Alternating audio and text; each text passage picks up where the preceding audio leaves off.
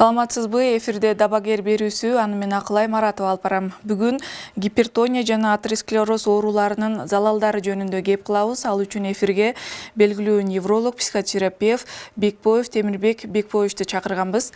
Агай, саламатсызбы? Атайын убактыңызды бөлүп келип бергениңизге ыраазычылык билдиребиз. Анда алгачкы суроого өтсөк, гипертония оорусу жөнүндө жалпы түшүнүк жана анын пайда болуу себептерине айтып токтолсоңуз. Эми гипертония оорусу деп бизге көп кайрыла турган оорулардын бири да. Эми мен мисалы 48 жылдан бери иштеп атсам, ушул менен алышып эле ушуларды дарылап келатабыз. Эми гипертония оорусу деген эмне? Бизче бул эссенциалдык артериалдык гипертензия деп аталат. Башкача айтканда чыныгы же негизги артериалдык гипертензия деп. Анткени мында бөлөк түрү бар, симптоматикалык деген. Жана бөйрөк оорганда эндокриндик ооруларда давление көтөрүлөт да. Эми муну биз айтып көрө турган болсок, давление эмне үчүн көтөрүлөт? Бул мунун механизминин эки түрү бар да. Биринчиден центральный нервный система, борборлук нерв системасы регуляция кылат. Сосудтарды перифериялык нерв, симпатикалык, анан кийин парасимпатикалык деген. Симпатикалык деген муну артерияга кысат. Адреналин бөлүнүп чыкса кайгападан артерия кысылып давление көтөрүлө баштайт. Парасимпатикалык бошотот.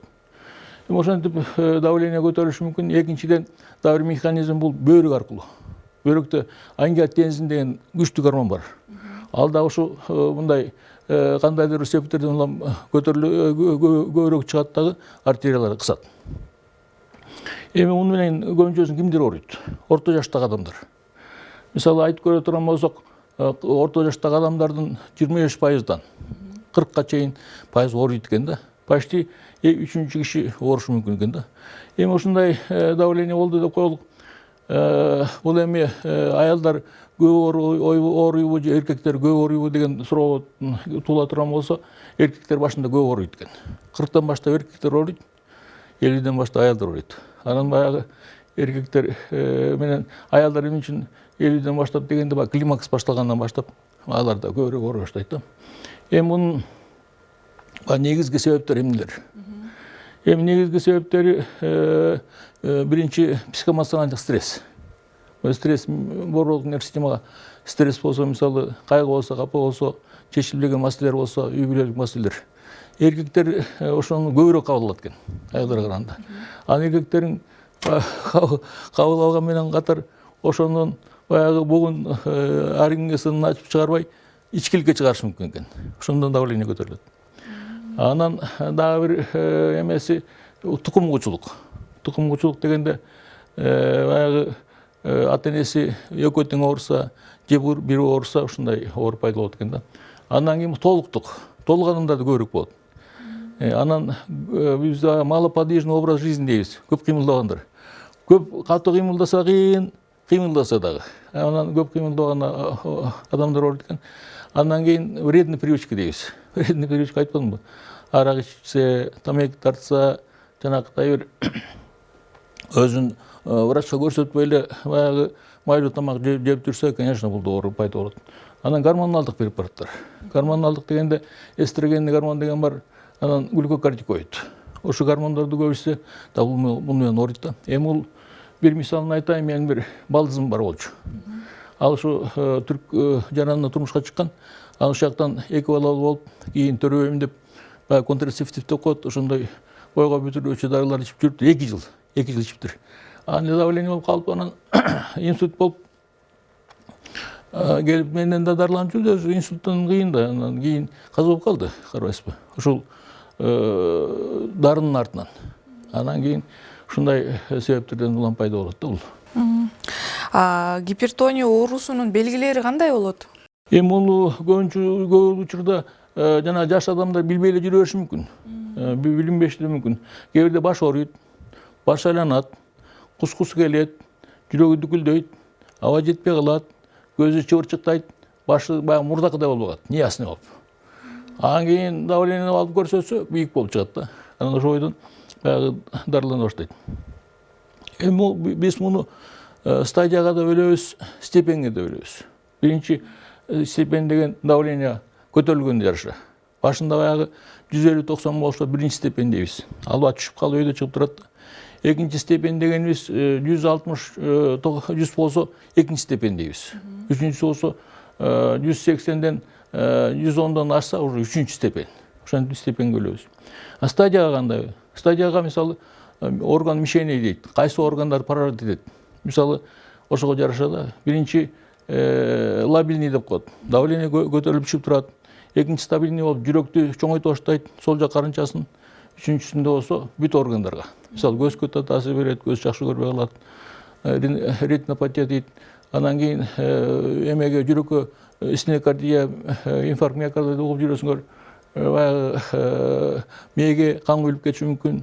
Геморрагический инсульт деп бөйрөккө дагы нефросклероз. Ушундай ооруларды пайда кылган коркунучтуу да. Анан риск дагы. Ушул оорунун пайда болушуна жараша риск деп коет. Баягы пайда болушу мүмкүн деген. Биринчиден башында давлениянын көтөрүп эле жүрө берет. Низкого риска дейт.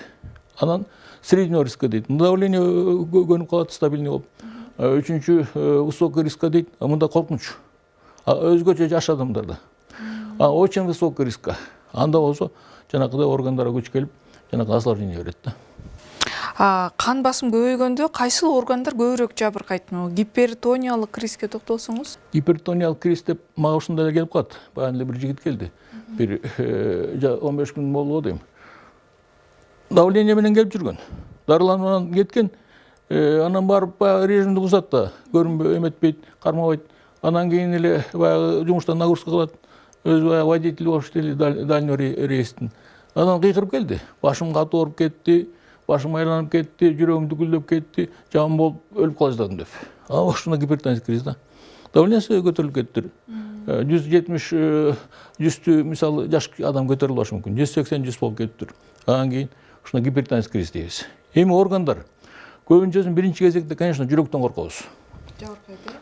Жүрөктүн инфаркт деп баягы кан тамырды кысып, жүрөктүн коронарный сосуд дейт. Ошо кан жетпей калат. Бул ишемия. Жанакыдай инфаркт болуп калышы мүмкүн. Мээден коркобуз. Эми мээден мисалы кан құйылып келет. Менде ушу 2004-жылы поликлиниканы жаңа ачып атканда бир балдар иштеп жүргөн. 30 тегерегинде балдар. Анан алыс жактан келишип. Анан ошо бирокта айтып калышты, бул туура эле эз учун жоготуп жатып калды бир строитель 30 тегерегинде бала жигит. Барсам көрүп ушу кырылдап калыптыр. Скорый чакырдык, дары куйдук. Башына кан құйылып кеттир. Карабайсызбы, анан эми каза болуп калды кийин. Ушинтип эле баягы өз учурунда көрүнбөй жүрүп анан опасность болот. Анан кийин болсо биз баягы бөйрөктө көрүп жүрбөйсүңөрбү? Нефросклероз дейт, бөйрөк жакшы иштебей калат. Анан кийин колбутка да таасир берет, колбуттар чымырашы мүмкүн да. Демек баардык органга таасир берет экен. Ал эми ушул гипертония оорусу кантип дарыланат? Дарылоо ыкмасына токтолсоңуз? Гипертония оорусун биз дарылаганды үйрөнүп алдык.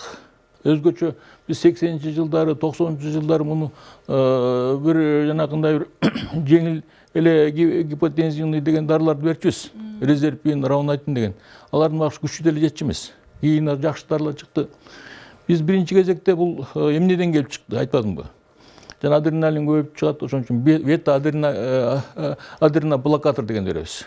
Бета-адреноблокатор бул жүрөк аркылуу жүрөктүн согушун басаңдатат, жакшы кылат. Бул сиздердин медициналык борбордогу ыкма колдонулган, Жалпы ыкма. Андан кийин болсо ингибитор АПФ дейт. Ал болсо ангиотензинди превышающий фермент деп коет. Ал болсо энолаприл деп көп ичип жүрдүк, каптоприл деп. Булар эми орточо, күчү орточо. Ал эми азыр ангиотензин 2 деген чыккан. Бул жакшы. Лазартан деп, Лариста деп беребиз. Ошол Лариста жакшы кармайт. 1 сутка жакшы кармайт. Андан кийин болсо кальций блокатор дегендер бар. Амлодипин. Эми булар мындай ишеничүү дарылар да. Эми ушуну 3 дарыны бир берсек, мисалы давление кармалып тура берет. Особенно возрастта кишилерге, давлениясы бийик болгон кишилерге дарын постоянно ич керек. Деги эле давление болгон киши стабильный болуп калса, давление постоянно дары ич керек. Анан дары ичпей коет, осложнение болот, жана гипертонический криз болот. кыйкырып өкүрүп скорый чакырышат. Анан жанакынтип осложнение болуп, инсульт болуп калса, инфаркт болуп калса жаман да чынбы. Анан ошон үчүн комплексный дарылаш керек. А бизде болсо иглотерапия жасайбыз. Иглотерапия эмне ал? Биз айтып атпайбызбы, ордук нерв системаны бошотуш керек, аны успокоить этиш керек, жанакынтип колбуттун булчуңдарын бошотуш керек, жанакынтип моюнду остеохондроз болсо да күчөтөт, аны дарылайбыз, аны успокаивающий да көбүнчөсүн. Эми бул жерден эмне кылабыз биз? Жанакыдай комплексный лечение. Комплексный лечение болсо, анан ачыш керек. Режим карма, көп нагрузка кылба, жанакыдай жакшы укта, главный уйку. Анан комплексный лечение болуп, жанакындай кан тамырды кеңейте турган дарылар сайса, мени жакшырта турган дарылар сайса, конечно, жакшы болуп кетет.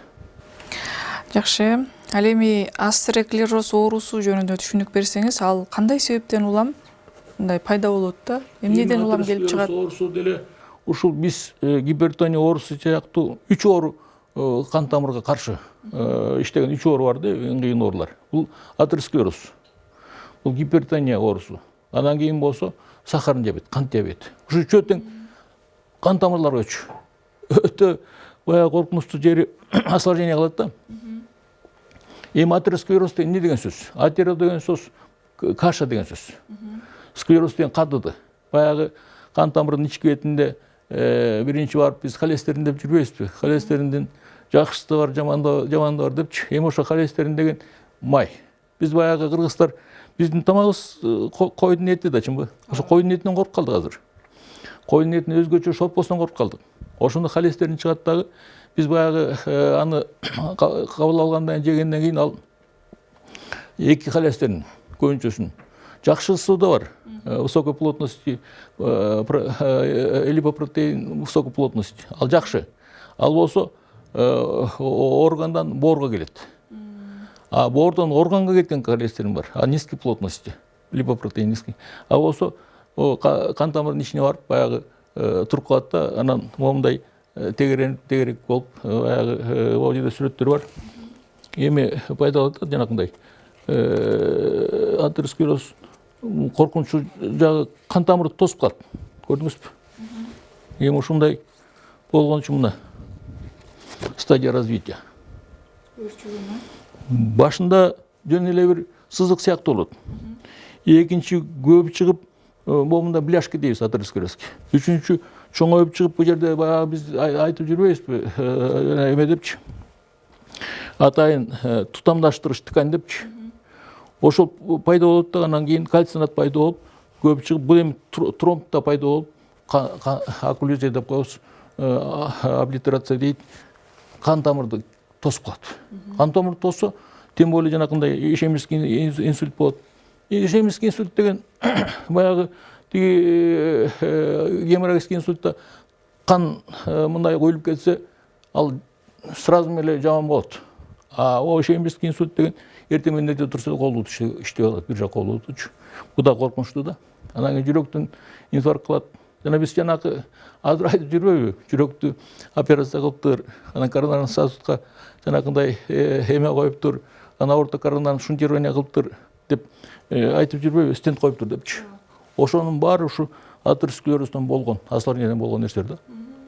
Анан бөйрөктө болсо, бөйрөккө кан жетпей калат, бөйрөк гипоплазия болуп, сморщение почка болуп кетиши мүмкүн. Көздө дагы, анан кулак, шум деп атпайбызбы? Көз, анан колбут, көбүнчө колбуттун атеросклерозу келет. Колбуттун атеросклерозу бут муздай баштайт. Бут тырышат, жанакынтип басканда ооруйт. Перемежающий хромота деп коет. Баскан сайын басып барып, кайра токтоп, кайра ооруп, ошондой болуп калат да, кыйналып калышат. Жакшы, урматтуу көрүүчү, сиз дабагер берүүсүн көрүп жатасыз. Бүгүн биз белгилүү невролог, психотерапевт Бекбоев Темирбек Бекбоевич менен биргеликте гипертония жана атеросклероз ооруларынын залалдары жөнүндө кеп кылып жатабыз. Анда кийинки суроого өтсөк, атеросклероз оорусунан кайсыл органдар жабыркайт? Ошо атеросклероз оорусунан биринчи кезекте айтпадыңбы? Жүрөк жабыркайт. Жүрөк жабыркайт, инфаркт, миокард, стенокардия. Жүрөк ооруй баштайт. Анан кийин жүрөк ооруганда баягы бул эми 50 жаштан, 60 жаштан өткөн кишилер. Жүрөгүм ооруду деп, адышка болсо ошо жүрөк дүкүлдөп ооруп. Ал болсо жанакыдай прединфарктный состояние болсо сразу скорый менен алып кетишет. Анан баш. Ал жанакыдай ишемиске инсульттагы эртең менен турса эле колубут иштебей калса жаман да, чынбы? Андан кийин бөйрөк боюнча айттым, бөйрөк деген ишемиске инсульттагы эртең менен турса эле колубут иштебей калса жаман да, чынбы? Андан кийин бөйрөк боюнча айттым, бөйрөк деген азыр көрүп атпайсыңарбы? Гемодиализ дегенде мындай деп жүрүшөт, опасный ал дагы. Анан колубут атеросклерозу, анан көз көрбөй калса жаман да.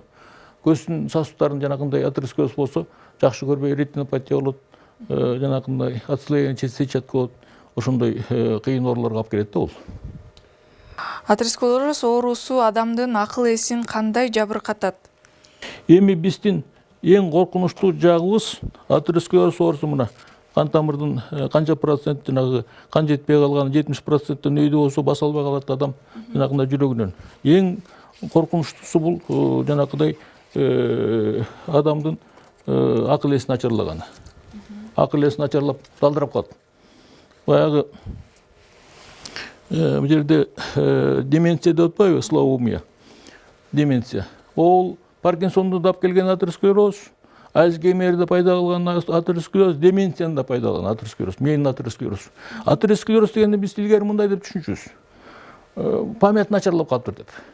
Эми бул жерде память деле начарлайт. Бул бир эле симптому. Жанакындай бизде ориентация деген бар да, убакытка ориентация болот, канча кайсы мезгилди билиш керек, анан кийин каякта жүргөнүн билиш керек, ошону билбей калат. Каякта жүргөнүн билбей. Сурайсың да, мисалы, Бишкекте жүрөсүң, Ошто жүрөсүңбү десең, биринчи Бишкекте айтсаң, Бишкекте жүрөм дейт. Ошто айтсаң, Ошто жүрөм дейт. Өзү анан кийин убакытты билбейт. Азыр жазбы десең, жаз дейт. Кышпы десең, кыш дейт. Ошо жаман да, чынбы? Анан өзү жанагынтип акыл эстен айырбасын. Акыл эси бузулган начар. Жаман да. Анан ошо акыл эстен бузулгандар келет. Эми муну менен иштеш кичине оорураак. Бизге келет, сразу эле байкайбыз, баскан турганынан, кандай басып келатат. Мындай бөжөңдөп тиги башын ылдый кылып алып, көзүн чекчейтип, акырын басып, акырын сүйлөп, баскан жерди таптап ушинтип калышат. Анан кийин деменция деген баягы биринчи башталышы деменция да, эми слабоумие. Мунун 3 степени бар. Бизге көбүнчөсүн биринчи степень менен келишет, баягы койгон нерсени унутуп калат, ачкычын унутуп калат, телефонун унутуп калат дегендер келишет да. Туалетке барып кайра келишет, эмне каяка кеттим эле деп, холодильникке барып кайра таппай келишет. Ошондой биринчи. Экинчи стадиясынан көбөйөт, үчүнчү стадиясы андан бетер. Жанагынтип балдар эшитип келет. Ушинтип атыне, атам ушинтип калды, энем ушинтип калды. Деп эми буларды көбүрөөк иштеш керек да. Бул илдетти кантип дарылайт? Сиздердин медборборго кайрылгандар бар да бул илдет мененчи. Анан аларга кантип жардам бересиздер жакшы болуп кетиш үчүн? Эми бул жерде кептин бар жана холестеринден болуп атпайбы? Ошон үчүн холестеринди азайтыш керек. Статин дегендер. Мисалы, атровастатин дейт, канды азайтчу атайын, эме холестеринди азайтчу атайын дарылар бар. Биз кечке эле айтып атпайбызбы, айланайын, тиги малдын шорпосун ичпе, койдун шорпосун ичпе, опасный деп. Эми бул конокко барсаңчы, шорпо ичпей кал дейли, карап отурасың, таң каласың. Ушу биздин кыргыз ушундай болуп калды депчи. Анан кийин супы деп эле тамакты жакшы кармаш керек. Кээ бирде мен дагы спецбольницада иштеп калдымбы. Бир возрасттагы эле атактуу кишилердин аялы. Моуну же. Моуну жебейсиң деп алып атканын көргөм да. Эми, конечно, строгий деле болсо болбойт. Эми май деле керек дечи. Бирок негизи май биринчи орунда, холестерин. Анан экинчи орунда, конечно, онун дарылаганды жанагыдай баскан турганын оңдош керек. Комплексин дарылаш керек. Комплексин дарылага мээни зат алмашын жакшыртчу. Ноотроп деп коебуз биз. Ошону анан кан тамырларды кеңейтчү. Анан успокаивающий дары керек. Комплексин дарылаш керек да муну. Анан баягы главное бул жерде жакшы эс алып, уход керек. Анан жанакыдай кыйналып атса, конечно, бирөө жетелеп жүрсө, ал кишиге уход обязательно керек. Анан бизде болсо комплексный лечение кылабыз. Көбүнчөсүндө иглотерапия саябыз. Иглотерапия деген менин кан айлануусун жакшыртат. Оюнду жакшыртат кан айлануусун. Анан главный жерде эме дегенибиз бар. Жанагындай буттун атеросклерозун. Бутун муздап келет. Бутун жанагынтип кармалайт, массаж кылып. Анан чымырайт дейт. Ошолор көбүрөөк келет. Анан баса албагандар жанагынтип иглотерапия саябыз. буттун кан тамырларын кеңейтебиз. Негизи колду да чумурап калды деп келишет. Колдун кан тамырларын кеңейтебиз. Ушу комплексин дарылаш керек да муну. Демек бул илдеттен 100% жакшы болуп кетүүгө мүмкүн. 100% эми бул атеросклеростон өзү бул эми мындай чыкканда жөнөкөйрөөк айтканда бул карылыктын оорусу да. 100% кантип айтасың? Особенно деменция болсо. Аны жөн эле кармап кичине жакшырсаң жакшы. Акыл эзи кичине жакшылып калса, келген турган бирип калса, өзүн карап калса, ошо главный да. Анан инсульт болсо, инсульттан дагы өзүңөр билесиңер, осложнение болсо чыгарыш көпкө чейин болот. Ошон үчүн комплексин дарылаш керек да. Кошумча маалыматтарыңыз барбы? Кошумча маалыматтар эми давление экиге бөлүнөт. Систола дейт, бул жүрөк кысылганда. Анан диастола дейт, жүрөк жанагында бошогондо. Ошо эки давление. 120-80 болуш керек. 120-80ден мисалы 10 өйдө 10 ылдый болсо боло берет. 15 деле болсо боло берет. А бирок 150ден ары уже давление. Ошон үчүн давление момундай аппарат менен көргөн жакшы ревроврач. Булар точно көрсөтөт да. Эми ревроврач менен көргөн муну эмени давленияны точно көрсөтөт. Жакшы көрүп анан жанагындай эми аппарат алып алышат, электронный. Алар туура эмес көрсөтүп калышы мүмкүн. Анан причина дейт. Көрбөйсүз причина дейт. Мында болсо нервное питание дейт, соль. Кээ бирөө тусту жакшы көрөт го, тустуу тамактарды. Ошо дагы анан кээ бирөө кофени жакшы көрөт. Ал да болбойт. Эми длительный хронический стресс дейт, аны айттым. Курение болсо айттым. Артериальный признак гипертензии дейт. Муну болсо айттым. Анан жанагы могу жерде симптоматический гипертензия дебедимби? Бул жүрөктөн баягы бөлөк органдарда, мисалы бөйрөктүн органдарында. Бөйрөктө болот. Бөйрөктүн баягы биз хронический пилонефрит дейбиз, хронический гломерулный нефрит дейбиз, ошондо келип чыгат. Андан кийин дагы эме деп жүрбөйбүзбү, тиги эндокриндик оорулар. Эндокриндик оорулардан мисалы щитовидная железа дагы көп кылышы мүмкүн, бирок главный надпочечник. Надпочечникте эки слой бар. Мозговой слойдон адреналин чыгат, ошо мозговой слойдун феохромоцитома деп коет, опухоль, ошо надпочечник опухоль, ал көбөйтөт давление. А мунан бирде корректация аорта дейт, аорта кысылып калса, дагы атеросклероз болот. Илгери бизди эмеге алып барчы, анда ошо сонун кескен, жана турупту эмеге кескен ошо көрсөтүп алып барчы. Анан жанагыдай алып барып карап турасың да, вскрытие трупа.